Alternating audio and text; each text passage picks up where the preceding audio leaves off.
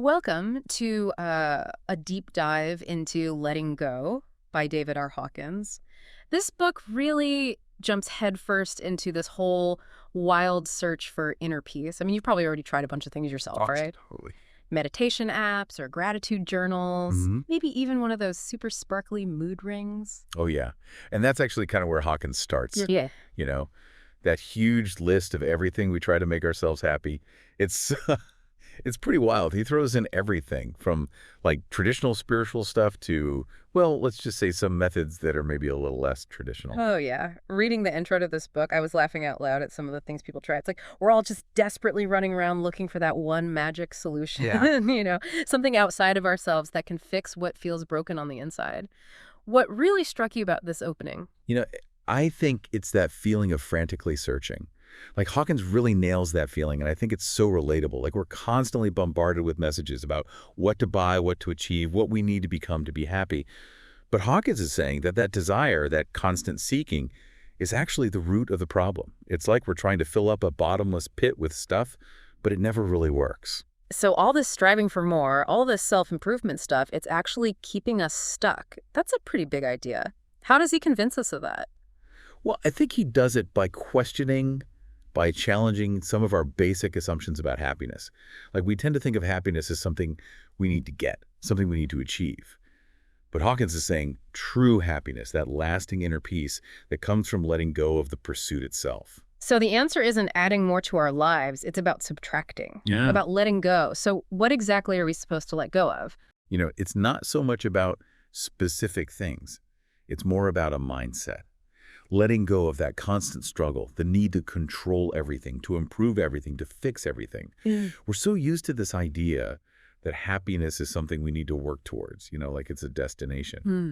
But Hawkins is turning that whole idea on its head. So instead of white-knuckling our way through life, trying to force things to go our way, we should just surrender. That word kind of makes me a little uncomfortable. Yeah. Doesn't surrender mean like giving up, becoming passive? Right, and that's a really common misunderstanding. Hawkins isn't talking about giving up or resigning yourself to things. He's talking about a conscious choice to release the control of our ego. That part of us that's always trying to manipulate and control everything around us. Okay, so it's not about becoming a doormat. It's about releasing the need to control every little thing. But how do we even start to do that? Our entire culture is built around striving and achieving.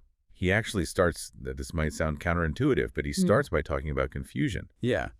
He actually sees confusion as kind of a necessary starting point. He even says, and I'm quoting him directly here, confusion is our salvation. If you are confused, you are still free. Wait, confusion is a good thing. Most of us try to avoid feeling confused as much as possible, so what's the upside? Well, think about it. When we're confused, it means we haven't settled for some answer that might limit us. We haven't bought into a belief system that might be too rigid or a worldview that's too narrow. Confusion, the way Hawkins sees it, is a sign that we're still open to possibilities. We're still open to questioning things. We're open to exploring different perspectives. So instead of being afraid of confusion, we should see it as a sign that we're on the right track, that we're open to growing and changing. Exactly. And it's that openness, that willingness to question and to explore that allows space for surrender to happen. So confusion is like a gateway to letting go. I'm starting to see how this all fits together, but I'm still a little bit fuzzy on what he means by limiting answers. Can you give me some more context there? Yeah, sure. He's talking about, well, how we limit ourselves with, beliefs and assumptions, things that keep us stuck in lower levels of consciousness.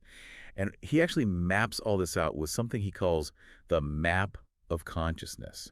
It's this ranking of different emotional states and beliefs on a scale from shame and guilt all the way up to enlightenment. Oh, yeah. I've heard of that map. It's like a hierarchy of human emotions, right? Uh-huh.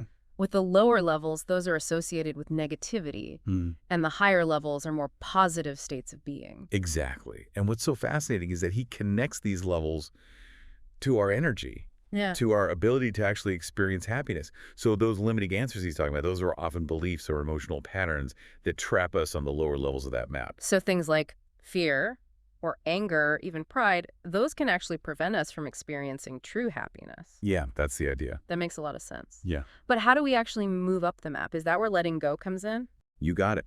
Letting go is essential for moving up that scale because it allows us to step back to detach from those lower level emotions and beliefs that are holding us back. Yeah. And as we let go, we create space for higher levels of consciousness to come through. Levels that are about love, joy, peace, and ultimately true surrender. This is so fascinating. We've gone from sparkly mood rings to maps of consciousness and the power of confusion. I'm so curious to hear more about how this letting go thing actually works in practice, but I think we all need a minute to let all this sink in first. Agreed. It's a lot to take in, and the implications are huge. Yeah. Let's take a pause here, and we'll dive deeper into the practical side of letting go next. All right, so we're back. And I think the big question everyone has is how do we actually do this letting go thing? It sounds great when you talk about it, but I'm guessing it's not as simple as snapping our fingers and suddenly becoming like a Zen master or something. You're right. It's definitely not about instant transformation. Yeah. Hawkins is really clear about that. This is a process, It's a practice. But the good news is he gives us some very concrete tools to help us along the way. Okay, good. So what are some of the tools in this letting go toolkit? One of the most important things he talks about is understanding how our thoughts and emotions work. Right. Like we tend to identify with them so strongly. It's like they define who we are. But Hawkins says we need to step back a little, create some space between ourselves and that constant chatter in our minds. So instead of saying I am angry, it's more like I am experiencing anger right now. Yeah, exactly. It sounds subtle, but I can see how that would shift things. It is subtle, Mhm. but it's powerful because it helps us to realize that our thoughts and emotions, they're not permanent. They're just temporary states. Mhm. And when we can see that, when we can create that separation, then we're less likely to get completely swept away by them. That makes sense.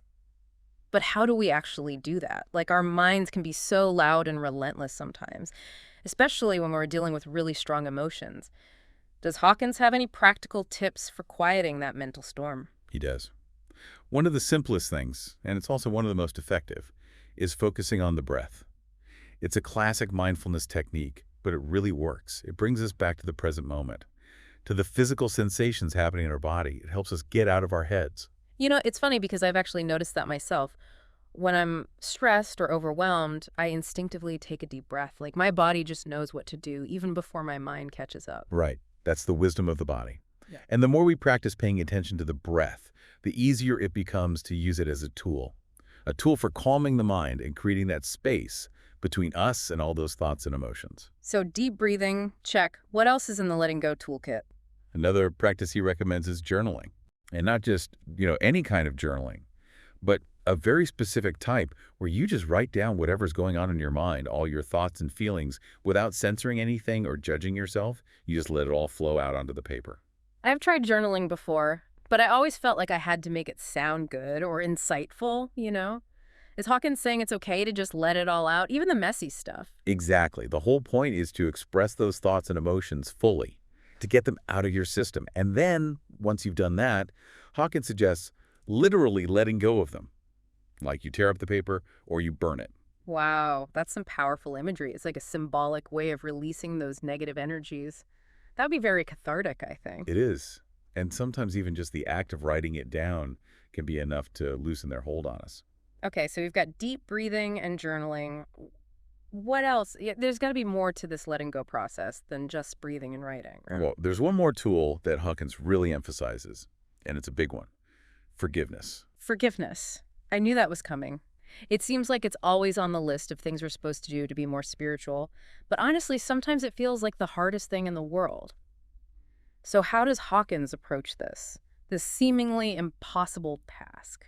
Well, he acknowledges that forgiveness can be incredibly difficult, especially when we've been hurt or when someone has done something wrong to us.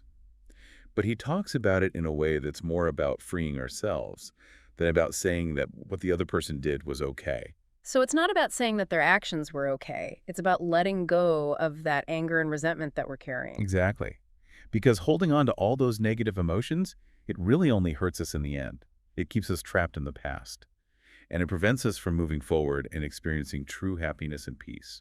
This is making me think back to what you said about Hawkins' map of consciousness. It seems like forgiveness is like a shortcut. It helps us get off of those lower levels and move into those higher states of being. You got it. Forgiveness is a key to moving beyond the lower levels. The anger, the resentment, even guilt, all those things that keep us stuck. And as we let go of those heavy emotions, we naturally start to move towards love, compassion, and joy. Okay, this is all starting to make sense now. But what happens when we let go of all that stuff? What does life look like when we're no longer trying to control everything and fix everything and strive for everything? Do we just float around in a blissful haze all day? Well, hopefully not all day long, although moments of bliss are definitely possible. But what Hawkins describes is much richer than just being euphoric all the time. He says that as we let go of the ego's control, we start to uncover our true self, like the essence of who we really are. It's always there, but it's often hidden under all that mental and emotional clutter. So we're clearing away the junk to reveal the hidden treasure underneath. I like that analogy. But what does this self actually look like? What does it feel like? Hawkins describes it as a state of pure awareness. It's characterized by peace and love and joy and a deep connection to something bigger than ourselves. He's not talking about some separate entity out there. He's talking about a deeper dimension of our being. And he says it's always available to us. This is getting a little mystical now. Are we talking about enlightenment here? Is that what Hawkins is ultimately pointing towards? He definitely doesn't shy away from the concept of enlightenment, but he also says it's not some far-off goal that's only for, like, spiritual masters. He says it's a potential that we all have within us, and letting go is the key that unlocks it. Okay, I'm intrigued, but I think we need to pause for a second here. We've covered so much, from how to let go to what this self is, and then this whole idea of enlightenment. You're right. It is a lot to take in. So let's take a break, and when we come back, we'll explore what life can look like when we start living from this place of surrender, of connection to our true selves. All right, so we're back. And I have to say, I'm still kind of reeling from all this talk about uncovering our true selves. It's a pretty powerful idea. But I gotta ask, what does this actually look like in everyday life? I mean, if we're not constantly pushing ourselves, striving for things, do we just become these like super mellow, go with the flow types who never get anything done? Right. It's funny, isn't it? That's kind of the paradox of surrender. We think letting go means becoming passive. But Hawkins is actually suggesting the opposite. When we're really aligned with our true selves, he says our actions actually become more effortless, more joyful, and ultimately more effective. So it's not about being lazy or complacent. It's about finding a different source of energy and motivation, a deeper source. Exactly. It's like we're moving from this state of forcing to a state of allowing. Instead of being driven by the ego's need to control everything, we're guided by a deeper sense of purpose, by a feeling of alignment with something bigger than ourselves. Okay, I'm starting to get a sense of this. But if this true self is all about peace and love and all that, does that mean we just stop experiencing negative emotions? Because let's be real, life can be pretty tough sometimes. Well, Hawkins isn't saying that we'll never feel anger or sadness or fear again, but he does suggest that our relationship to those emotions changes. Instead of getting totally swept away by them, we can learn to observe them, to let them pass through us, and to choose how we respond. So it's not about eliminating those negative feelings. It's about learning to deal with them in a different way, with more awareness. Exactly. And that's where the real freedom is. Yeah. We're not controlled by our emotional reactions anymore. We actually have a choice. This reminds me of what we were talking about before, about Hawkins' map of consciousness. It sounds like letting go is how we move up on that map. We shift from those lower levels of fear and anger and all that to those higher frequencies of love and joy. Exactly. And the amazing thing is, as we move up, our capacity for love and compassion and joy actually expands. We start to see the world in a whole new way, and that's reflected in how we act and how we interact with the world. Okay, so I'm definitely seeing the benefits of letting go, but I have one last question that's been bugging me. If we're supposed to surrender control, does that mean we just stop setting goals or making plans? Like, what about the future? It's not about abandoning goals or plans completely. It's more about shifting our approach. Instead of being so attached to our expectations or trying to force a specific outcome, we can set an intention. We can make our plans, but then we have to allow life to unfold in its own way and trust it will be guided. So it's about finding that balance between taking action and surrendering, between setting intentions and letting go of the need to control every tiny detail. Exactly. And when we find that balance, it opens up a whole world of possibilities. We're not limited by the ego's narrow perspective anymore. Wow, this has been an amazing deep dive into letting go. We've covered so much, from the basics of surrender to this idea of the true self and even the possibility of enlightenment. Your insights have been so valuable. Thank you for being with us today. It's been my pleasure. And listeners, thank you for joining us on this exploration of letting go. Remember, learning to surrender is a journey. It's a lifelong process. Be kind to yourselves, trust the process, And remember, you already have everything you need within you. And as you go about your day today, I want you to think about this. Where in your life can you practice letting go? Even in just small ways. Maybe it's taking a deep breath when you're feeling stressed, or finally letting go of some grudge you've been holding on to, or maybe it's just allowing yourself to be present in this moment, exactly as it is. Yeah, the possibilities are endless. And as we've seen today, the rewards are immeasurable. Until next time, keep diving deep and keep letting go.